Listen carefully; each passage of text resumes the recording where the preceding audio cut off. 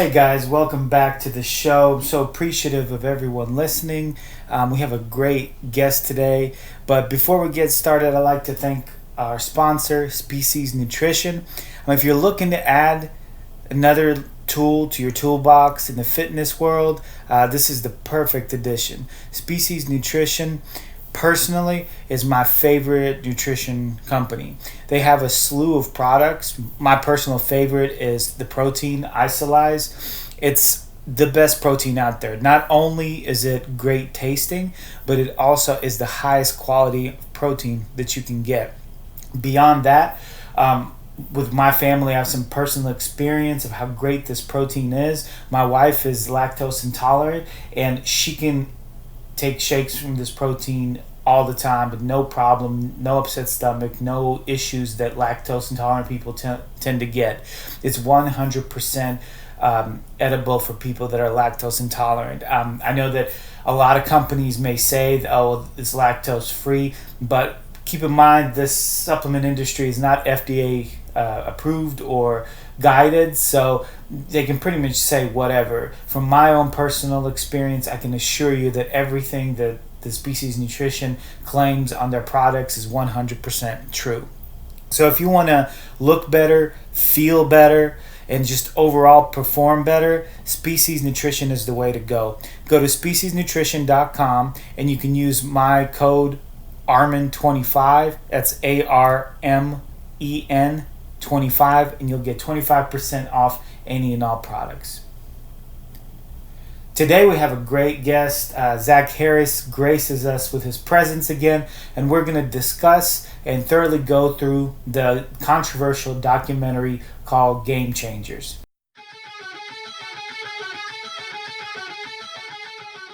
Hey Zack, so thanks for coming on the show again. I appreciate you taking the time out of your day to do that. Always good to be here, man.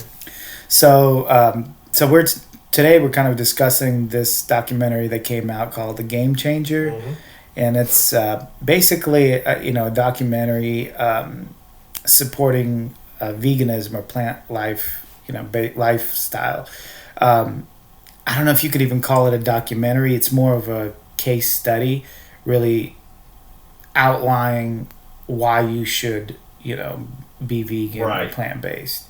So what did you think overall? Like, we'll go into more specifics, but like overall about the documentary. I mean, overall, I think it's, and this seems to be the popular opinion of a lot of professionals in this industry, is really heavily skewed. Like, I'm not saying that you can't be jacked and strong and healthy and all that by eating a plant-based diet. I have no problem with a plant-based diet. I like it. I like the idea of it from an ethical standpoint, if nothing else. I love animals, and I feel a little bit of guilt every time I eat a big juicy cheeseburger. I really do. So as far as like just a morality or an ethical thing, great, man, more power to you. But at the same time, I think that they kind of really went out of their way to demonize the idea of doing anything but doing it their way, being totally plant-based and nothing else. I don't agree with a lot of those, kind of isolated studies that they had. When it comes to eating animal products, I believe a lot of it has to do with like what kind of company is the steak keeping. Are you eating a lean sirloin with leafy greens and a sweet potato, or are you eating like a triple stack with fries and a Frosty?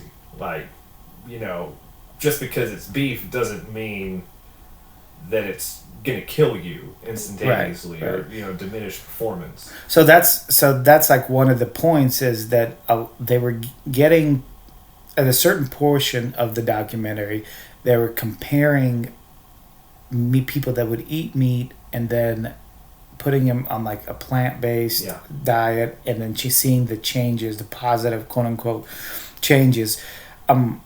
Part of the issue that I have with that is most people, if we're talking about people that just regular people that like they picked firefighters and some others, they're eating meat, but you have to understand that they're not eating meat exclusively as like a proper diet. Their meat is included along with, like what you just mentioned, a ton of other things that are completely unhealthy for you. So it's not fair to compare somebody who eats meat in that kind of scenario, and you really should be comparing someone who eats a healthy diet with meat included.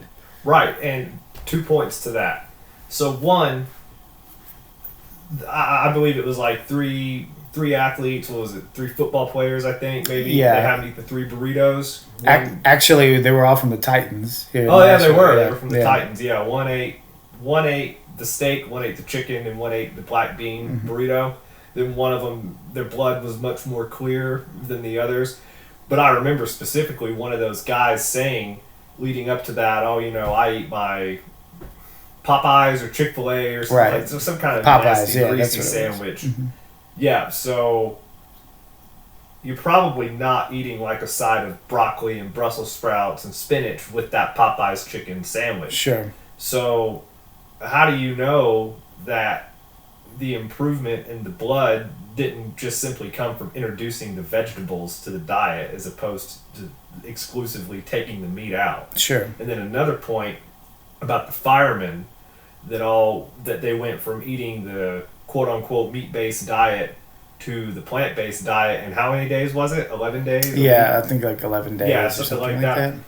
They did a before and after of the blood pressure and the cholesterol levels, right? And while it was impressive, it was really impressive to see the numbers diminish the way they do. Here's a fact, not an opinion, but a fact, because I do get my blood work done regularly. As somebody that normally eats meat, as somebody that has had 3 eggs for breakfast like a machine for the past 4 years on end, my blood pressure and my cholesterol levels, my numbers are lower than theirs were in that documentary. Right. Now, I've built up a solid base of, training consistently, drinking water, fiber, all the other pieces of the puzzle that it takes to be a healthy, functional person, which kind of contributes to the point that I just made a couple paragraphs ago. What kind of company is the animal product keeping? Sure.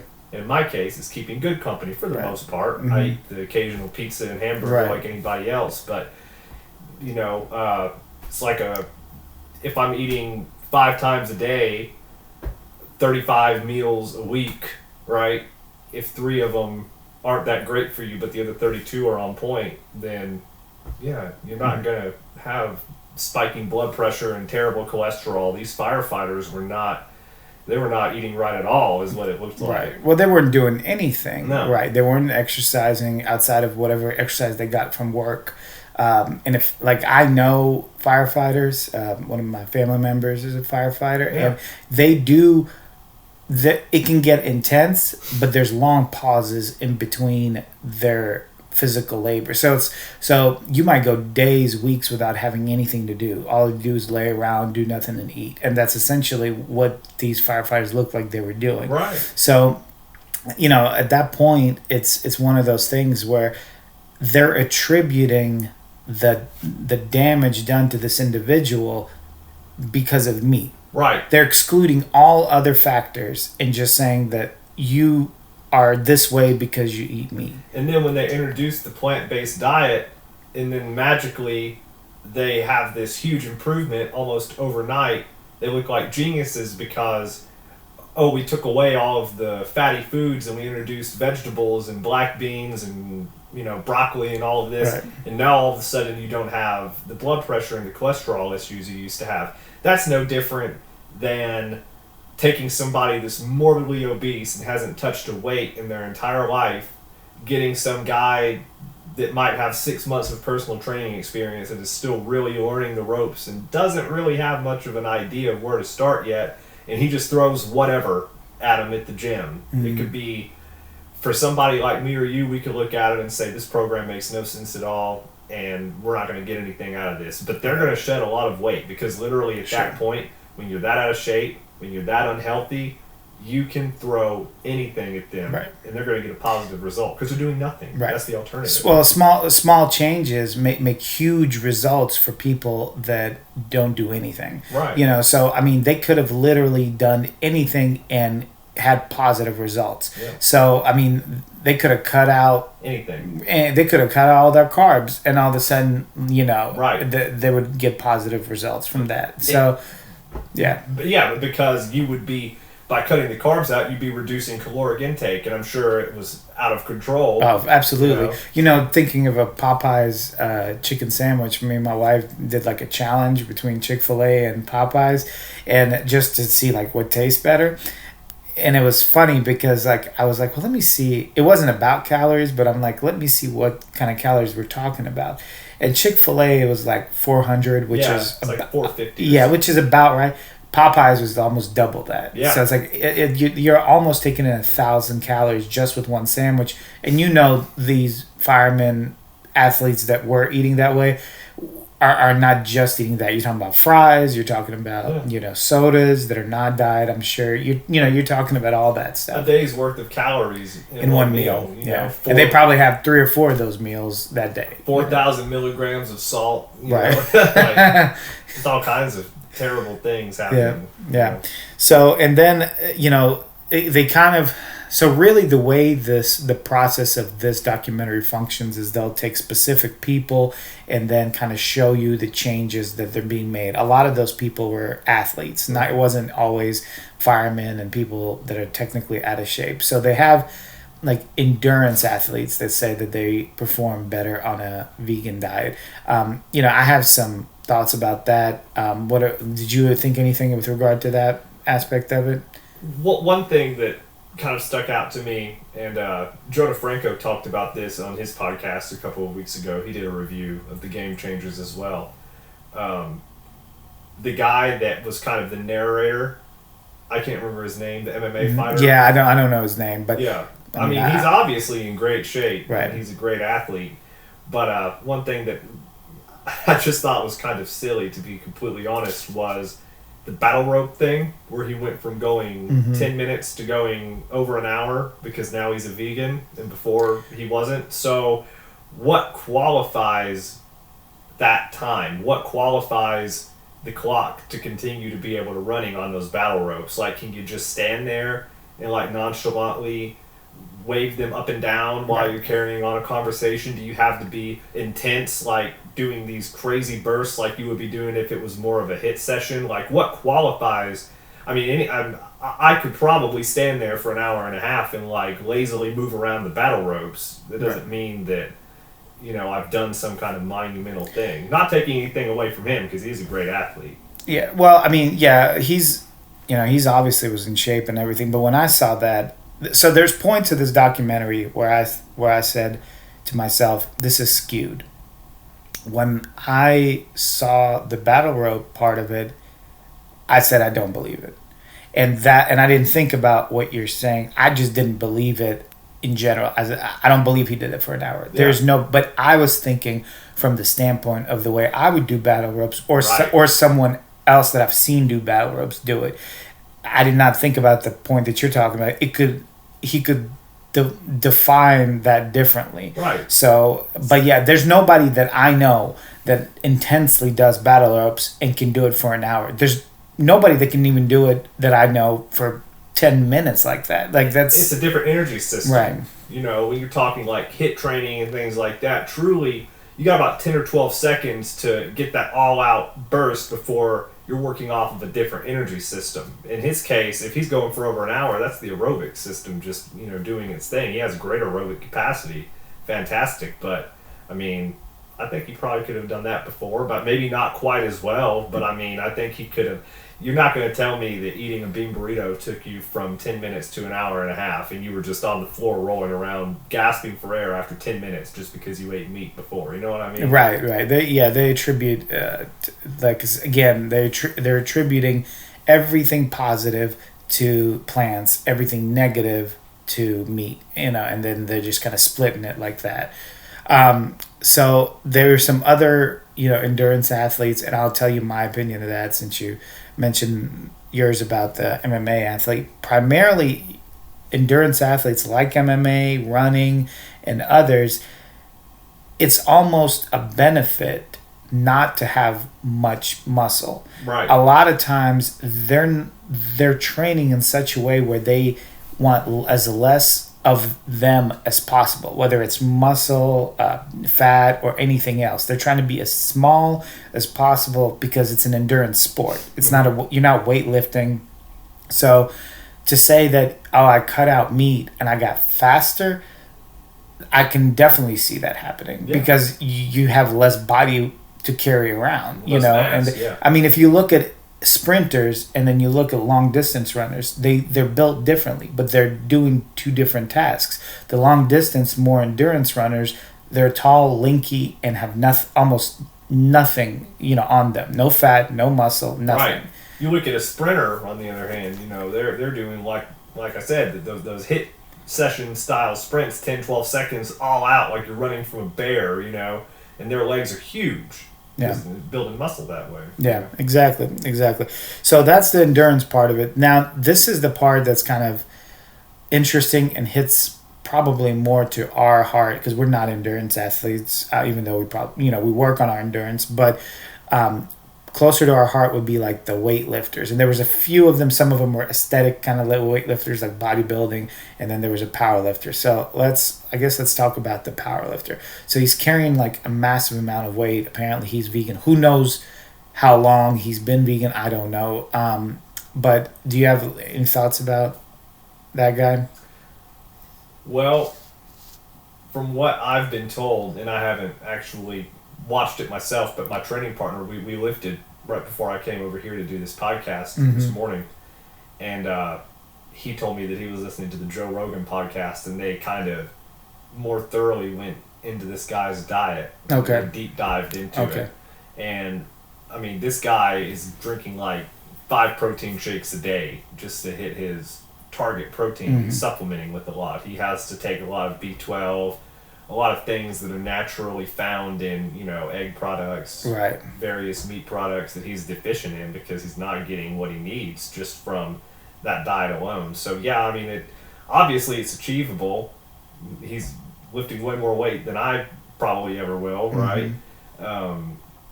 But I mean, again, it's kind of an isolated thing. How long had he been adhering to veganism to build that foundation? You know, how long? You know, Triple H, this has nothing to do with veganism at all, but Triple H changed his training style when he turned 40 from bodybuilding to like training more like an athlete. But he spent like the first 20 years of his life building a base from bodybuilding. Like he had this huge muscular physique from that. So the transition was more seamless, and his physique actually did improve for the better. But it's like the point that I make with that, the correlation I make with that is, there's obviously more than one way to get to the same destination. So I would like to know a little more of the guy's story about what he did and what he might have taken to help him get to where he is. Right. And that's the other thing. You don't really know much about these people. They're just presenting it as like, oh, well, they're vegan, but you don't know the specifics, how long they've been vegan. Excuse me. Like, what is veganism to them? Right. Because I was talking to a guy earlier, and he was referring to a bodybuilder. I can't remember his name, but most bodybuilders would know him, but he's probably not a lot of average people would. And he considered himself vegetarian, but his definition of vegetarian was he didn't eat beef. So it's like he ate everything else, eggs, chicken, you know, everything.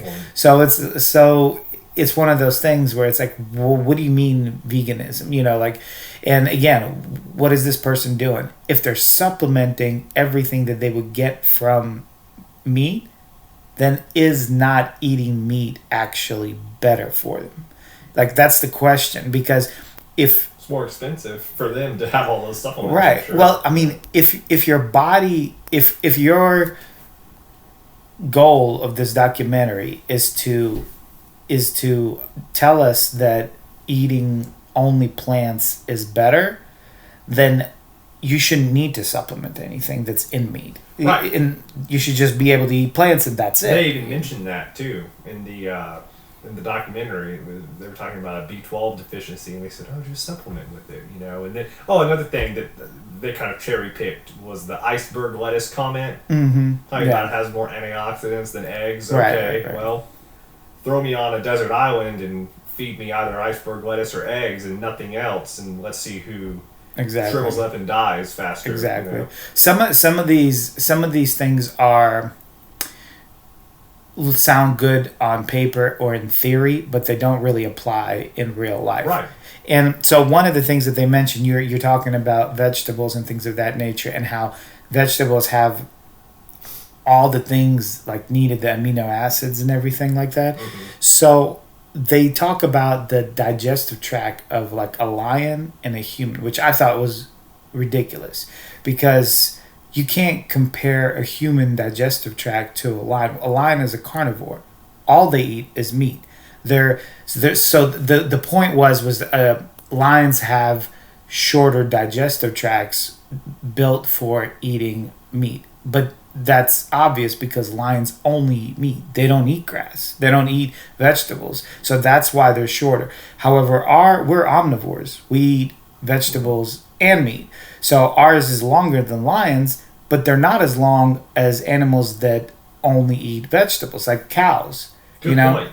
Cows have extensive digestive tracts, and because they don't eat any meat, they just eat grass from the moment they wake up to the moment they go to sleep. They eat grass. And the point about the vitamins is the animals eat the grass, eat the vegetation.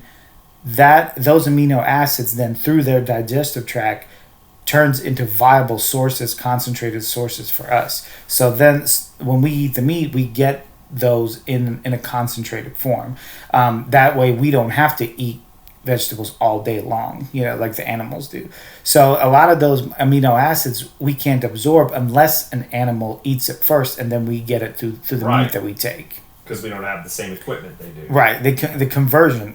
There's a conversion that they completely ignored. That's a good point. Mm-hmm. So then they go into, so this one is a little interesting. So they go into things like dilation of your vessels being better when you eat vegetation and everything like that. Did you think anything of that as far as that's concerned? That eating meat plays a negative part in your dilation of the blood vessels and so forth? Again, it all comes back to the same kind of theory here, with the same point. What kind of company is the meat keeping? What cut of meat is it? Yeah, I mean, if you're eating like the bargain basement, like 35% fat ground chuck with a side of fries in a shake, sure, yeah, you're probably going to have some blood flow issues, I can certainly see that, but I have a hard time believing that like a lean cut of chicken breast, or even like a fatty fish like a salmon or something like that, along with a green salad and a baked potato, is going to give you some kind of issue with the dilation of your blood vessels. I don't believe that. Right. And really, like, the point, if you want to take anything away from this documentary, I mean, the point is vegetables do have a benefit. Yeah. They have a increased benefit, but you don't need to stop eating meat to garnish the benefit of the vegetables. So if you want if you want better dilation, then you should probably eat some vegetables. That would be a good idea. But it's not mutually exclusive. It's not, it's either one or the other. And that's kind of like what it appears to be, that they're the point that they're making. It's very polarizing. Say that again. It's very polarizing. Yeah. It's they're trying to say, if you eat vegetable, you only can get these benefits from all. So they go later into some other, like we discussed the weightlifting part of it, but then they go into some bodybuilders, and that's a funny situation in general. If you know anything about the bodybuilding world and really athletics in general, but bodybuilding more obvious, Yeah, that they're supplementing, and it's not B12. No, sure not. So the guys that they show are just like so full and big and cut, and I'm like, this guy's not. They're not getting those supplements from Whole Foods. Right, they're on all the Mexican supplements, all of them. Like they might be meeting the guy at Whole Foods, right. Maybe in the trunk of his car. But, there you go. So I thought that just gets. I mean that's one of those ones that gets completely thrown out because that doesn't even make any kind of sense. Yeah. They could be vegan, but that doesn't even matter. I mean, pump full of vegetables. And growth and everything. Yeah, I mean, don't even come at me with that. So again, like we're kind of going through. Let me see what other notes I have in here.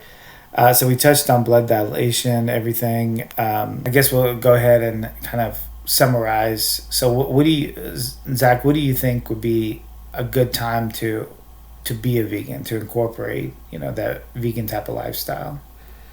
Well, I mean, I think it comes down to what's something that you are going to comfortably be able to sustain for a lifetime, be that paleo, keto, vegetarian, vegan, just traditional, whatever.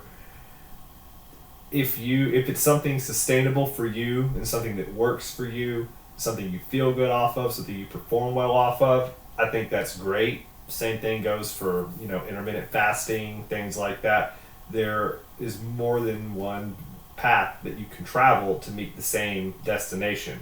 Now, if it's like a morality thing for you, if you feel bad about consuming animals or animal products, God bless you, go ahead. Be a vegan. That's fine. Again, like I said at the beginning of the podcast, I kind of relate to those feelings in a way, and I think it's kind of strange, honestly, how when we're little babies, our parents will introduce little stuffed animals to us, like little stuffed cow. The cow goes moo, the duck goes quack, and then here's a cheeseburger, It'll be like the toy. Literally, I remember as a kid, I would collect the Beanie Babies out of the Happy Meals. Remember, I got like a cheeseburger and fries, and the toy was a little cow Beanie Baby. It's like I'm eating this cow's child, Like it's coming from the cow. That's why I put the cow in there. So like I do have a little bit of guilt deep down every time I do eat an animal product, and it's something I've kind of been experimenting with myself. Not completely eliminating all animal products, but I have cut down on meat, partially for just ethical reasons. I do feel a little bit of guilt about it, and also for economical reasons. Like, man, my grocery bill is so much cheaper not buying cuts of beef and chicken and whatnot. For sure. However, I'm not completely going, all in on the vegan thing. I'll still eat meat occasionally. If I'm out with, a group of people and I'm offered a piece of pepperoni pizza, I'm not going to, like, throw it in somebody's face, Right. I'll still eat eggs on the regular. I still drink milk on the regular, and I know milk gets demonized and a bad rap and this and that. Well, I haven't had a problem with it yet. So sure. Yogurt, I still incorporate animal products into my diet quite regularly, and I have no issues with it. I just don't eat quite as much actual beef or chicken as I used to. Yeah, I mean, I think that's the appropriate way to be. Often, we were talking about when to eat vegan lifestyles, and they had Arnold on there, which is kind of, interesting to me. But, Arnold is a 70-year-old man. I mean, he ate meat most of his life. There's no reason for him to eat that meat now. He's trying to further his health at the point that where he's at. So as a 70-year-old man, maybe he has some health issues that eating meat would not be, something beneficial for him. And that's a choice that each person has to make. But go ahead. And not only that, but if you look back at other pieces of Arnold footage in the past, you'll see him talking about how he and his group of bodybuilder friends back in the 70s, it was like a spectacle when they would go to the restaurants. Like I remember he'd be, it was some documentary, he would say, it was just, they could not believe it. They kept bringing plates and plates of steaks, and we just kept destroying them. It's fantastic. So, I mean, obviously, this was not like a normal sized portion of beef and eggs and whatnot he was eating in the first place. He even said in the documentary, I would eat my dozen eggs every day. Yeah. I eat a dozen eggs in a week. Right. You know, so yeah, maybe switching to a more vegan style of eating benefited his blood work in some way, because it from his own mouth, it was so extreme in one direction. So much meat was being consumed. To be that size, to put on that kind of, to have that kind of physique, you know. Well, his goal wasn't to be the healthiest individual in the world. No. His goal was to be the biggest and the leanest for the show that he was doing, and that's what he achieved. But I think a part of this is that why these subjects are so polarizing is, if you think about it, other diets are not this polarizing. Why is this so polarizing? And I think it's because it's a tribal mentality with the vegan situation. Yeah. It's almost like if you're not vegan, it's a problem. Like, you know, and the people start choosing sides and picking sides and start splitting over what you eat. You know? That's society in general. It seems these days everything's very polarizing. You're either A or you're B. There is no in between. Right. I mean, if you know, it's very rare that you speak to someone that is vegan it doesn't become like a very conversation that has a lot of conflict in it. Like you almost want to edge, like you're like, it becomes similar conversations like about politics and religion. Nobody wants to get into them because they're so polarizing. Edgy. So, but again, you know, I think what you come out from this documentary with is that plant vegetation is beneficial for human beings. Absolutely should be. I would even say maybe the majority of your plate. Definitely. Yeah, majority of your plate should be vegetables, but I don't think necessarily adding meat to your diet is going to cause any kind of issues for a regular, normal, healthy, human being. Jeff Cavalier from Athlean X, like the most popular YouTube fitness channel, there is. Yeah. The guy is shredded, like 5% body fat year round. He looks like a physique competitor ready to step on stage at any given time. And I remember he did a video on how he eats. He doesn't count calories. He just takes a plate and divides it up into portions, and it's into thirds. And like one whole third, it goes half of the plate is straight greens, like leafy green carbohydrates, some kind of cruciferous vegetable or spinach, things like that, a salad. And then the other two smaller portions, the other two halves, I guess, the other two quarters are, you've got your protein and you got your starchy carbohydrate. So, I mean, that is one of the leanest individuals, probably the healthiest individuals that you could take advice from. And what you just said rings true with him. The majority of every one of his meals, on average, it is some kind of leafy green. So obviously they have their place, they have their benefit. Yeah, absolutely. Again, it's not mutually exclusive. You don't need to stop eating meat to get the benefits of vegetables. So, we're done with this documentary. We can put this to bed.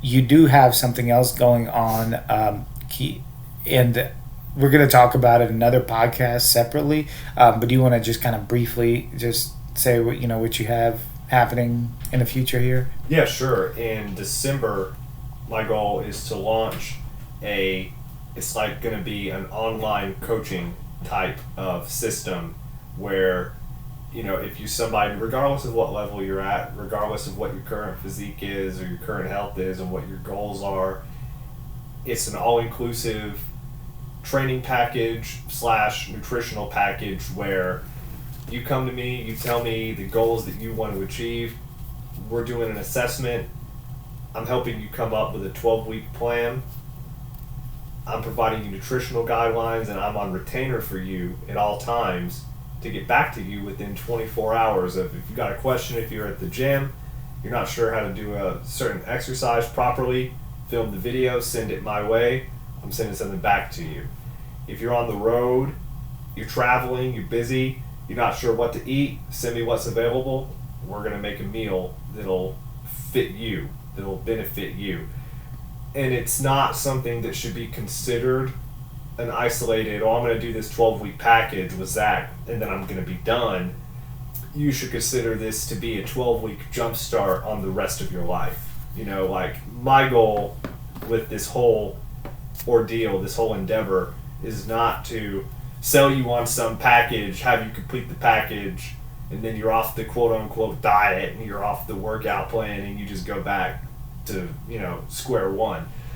My goal with these 12-week plans is to change your habits, your daily way of thinking about food, the way you think about exercise, the way you think about yourself in general, on a day-to-day basis, because that's what it comes down to, the habits that you practice every single day, 24 hours a day, 365 days a year.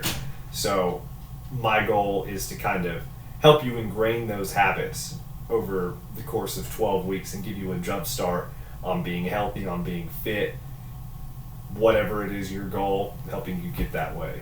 Awesome. Yeah. I mean, again, we'll make another podcast with regard to that, but that's something really cool that's coming down the line. And I know you personally as a friend, and you've always been fully committed to the people that you work with. So I think they'll definitely get, and really all your endeavors, you've been fully committed, and I know this will be exactly the same way. So how would they reach you? You can follow me on Instagram at Zack Harris, Z-A-C-K, Harris01. That'd be the most active spot to find me. Or just on Facebook, Zack Harris, Z-A-C-K-H-A-R-R-I-S. Those are my main two social media channels. And Okay. stay tuned to there, and you'll be getting more information on the website and details as far as the training and the nutritional side of things go, probably in the next 3 to 4 weeks. All right, sounds good. Again, I appreciate you coming down for this. I think we thoroughly kind of looked over it. A lot of the principles are the same throughout the documentary, but there's definitely some benefits, but definitely feel like it was a skewed, to one side. But everyone should, make up their decision on this issue on their own. So, Absolutely. all right. Well, thanks again. Yes, sir.